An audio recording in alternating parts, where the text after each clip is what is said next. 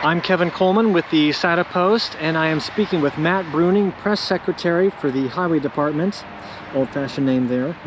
And we're going to talk about the next series of superloads. So, Matt, first of all, why don't you tell us what we've already seen and has gotten sort of plain and boring anymore? Yeah, really. So we've had 11 of these superloads go through. These have been smaller loads. 4 of them went to Hebron, to a plastics recycler. The rest have gone to Intel. These next 4 are going to be much, much bigger. They're all going to Intel, and they are going to, in some ways, dwarf the first 11 that you saw. So these are going to be more complicated. They're going to go a lot slower, and they're going to have significant impacts to traffic. So the first ones have been either a very big rectangle or like a big grub. Yeah, right. But this one is not only much longer, but also taller. Yeah, so these are going to top out at about 23 feet tall, about 280 feet long, and about 20 feet wide. So the others have been anywhere from 18, 19 feet tall to 21 feet tall. So 2 feet doesn't sound like a lot, but when you're talking about what needs to be moved in terms of overhead lines, overhead signs, overhead mast arms for traffic signals, 2 feet can be a big difference. So that's what's really taken a lot more coordination with these next 4. So they'll be using the same routes because they're avoiding overpasses or underpasses? Yeah, when we actually plotted out the routes for the first 11, we had these in mind. So you want to take the route and look at the biggest thing you're going to push through there and basically plan for that.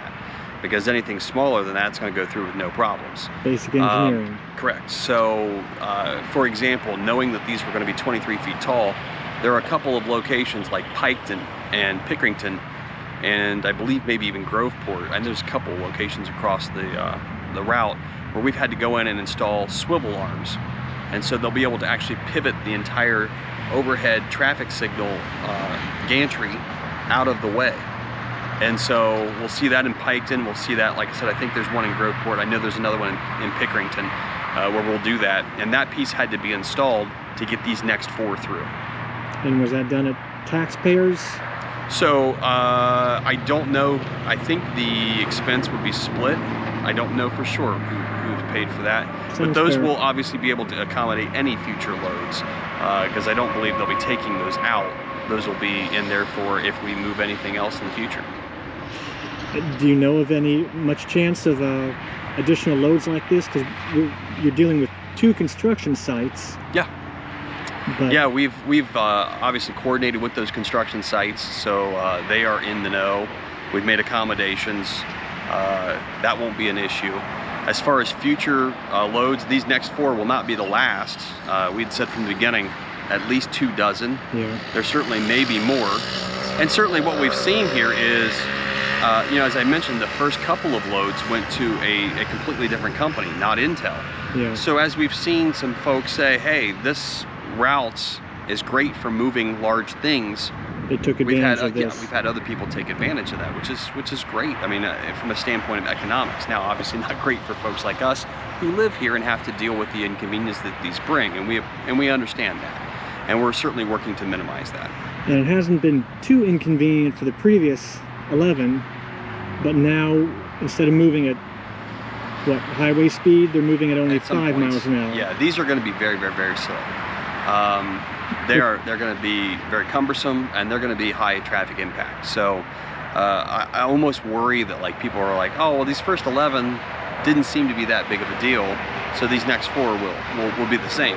That's not the case. These are going to be high impact. You're going to need to plan ahead. It's one reason why, if you go to transportation.ohio.gov/superload, we published the entire schedule instead of just the next day's schedule. For this next superload. Correct, because we want people to know, oh wow, okay, it's going to be in Chillicothe on, say, Wednesday. I should make sure that I take a different route and plan for Wednesday to be a slow day. Or maybe I drive from Portsmouth to Lucasville. Well, Monday's probably a day where I'm going to have to adjust my schedule because I know it's going from West Portsmouth to Lucasville on Monday. So we want people to be able to plan ahead, give as much heads up, use a different route, maybe change some schedules if you have to. Again, we know it's an inconvenience. We apologize for that. But we're trying to give people the tools they need to minimize that inconvenience as much as possible. So it's going to be overnighting in Ross County at the same place the others have? Yes, so that will be, and I'm trying to go off the top of my head, so don't quote me on this. I think that's Wednesday night into Thursday, if I'm right.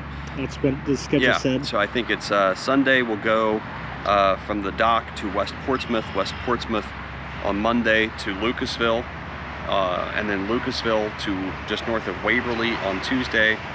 Wednesday is Waverly to just north of Chillicothe, and then Fairgrounds Road. Right, and then Thursday we'll try to make that trip all the way to Rickenbacker on Thursday from Chillicothe. Yeah, I saw that they left a day's window in case things didn't work out. That will be one of the longer moves. I believe it's around 35 miles or so. So certainly we have to be cognizant of that afternoon commute home for a lot of people in the weekday. We don't want to impact that as much as possible, and so that will be taken into consideration as well. Well, actually 5 miles an hour is only slightly faster than riding on a horse. It is, it is. I anticipate we'll be able to walk probably most of the route with it. And we are here at Camp Sherman Memorial Park, the south end of it, in part because this is would be a good place to watch it. Yeah, absolutely. Right behind us is the interchange of US 35 and State Route 104 over here. And that super load will come down that ramp from 35 west. It'll come here to where this traffic signal is, and it's going to make that left, or that right turn, I should say, onto 104 north. This would be a great place to watch. And I know a lot of people have reached out and said, hey, where can I see it? But you can see there's a large grassy area here, there's some parking, there's a roadway here, and you're far enough off of 104 that you're not going to be in the way, and you're not going to be in danger of getting hit by anything. That's something we can't stress enough. I know people are going to want to get as close as they can to get pictures and all that. We need people to stay back way off the route. There's going to be a lot of moving parts, a lot of utility crews that will be trying to get around to move those lines up. A lot of state troopers that'll be a part of the escort that'll be, trying to block roads ahead. And so there's a lot of things happening. We just need people to stay out of the way, and that's for your safety as well as the safety of the crews that are out there. This is a popular place to watch the Chillicothe fireworks. It is. And maybe they if they want to see the super load, they need to wait until it's settled in at Fairgrounds Road. There you go. That's one option, certainly. But we just want people to be safe. I know it's an interesting thing to see for some folks, but again, for other folks, we know it's an inconvenience, and we apologize for that. That's why we're trying to get as much information out there for folks to be able to plan ahead. So there will be 4 of these super loads? Yeah, 4 of these extra large loads, and then I'd have to do the math. I think there are a handful or so of additional loads that go yet after these.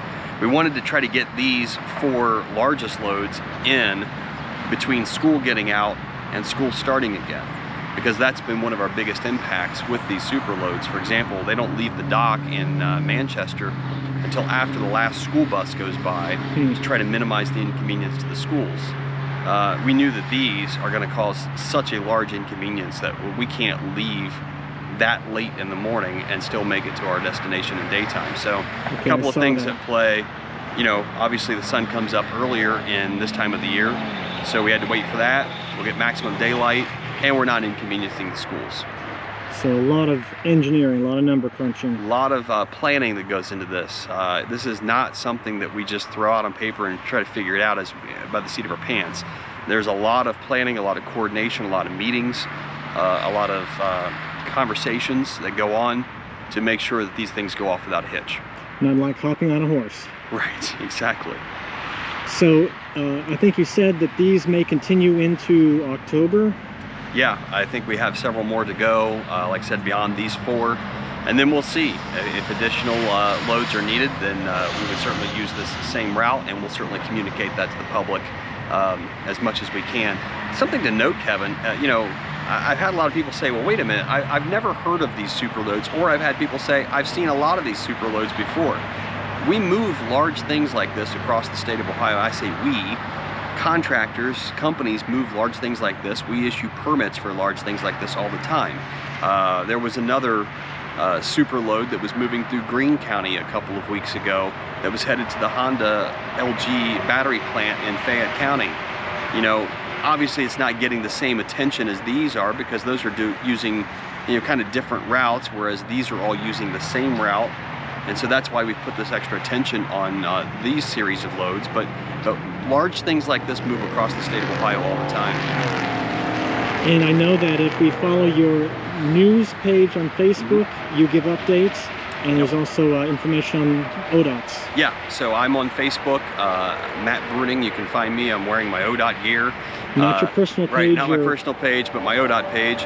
I post updates, but we also have, obviously, our ODOT District 9, which is Southern Ohio, so that would be updates as the move goes through Adams, Scioto, Pike, Ross, those counties. Then once it gets into Pickaway County and Franklin County, that's ODOT District 6.